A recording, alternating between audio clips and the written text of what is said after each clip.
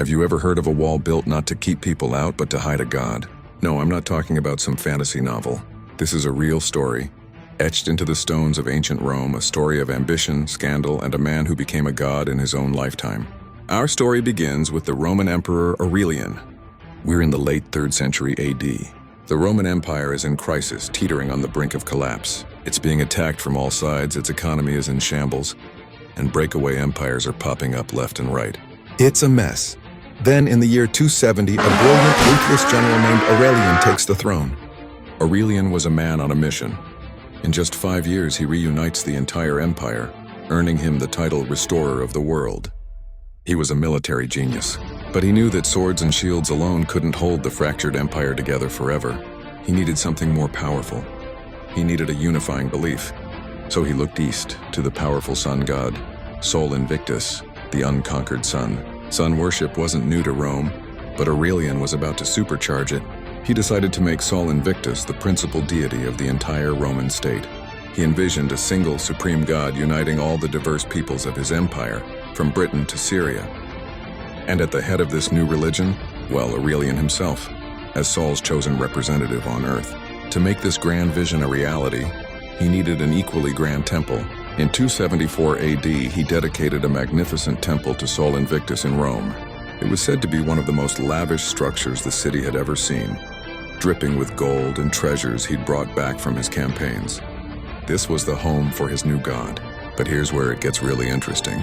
Around the same time, Aurelian started one of the most ambitious construction projects in Roman history, a massive new set of defensive walls around the city.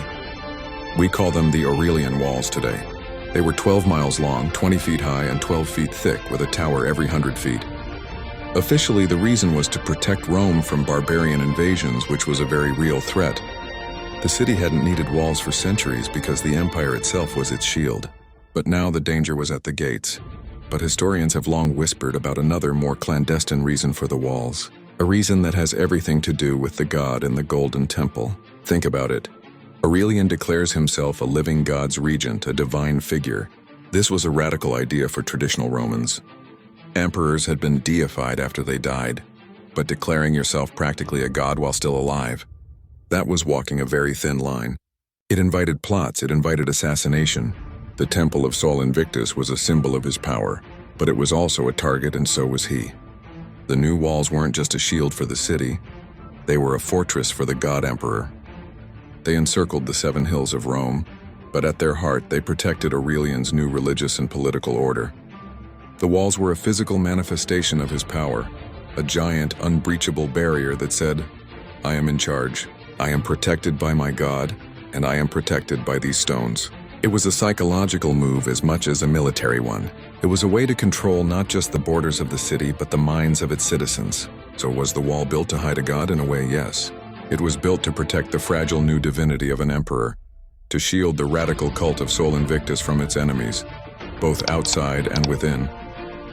It was a curtain of brick and stone pulled around the stage where Aurelian was performing his final, most audacious act, transforming himself from a mere man into a living god. The ultimate irony? The walls outlived the man and his god.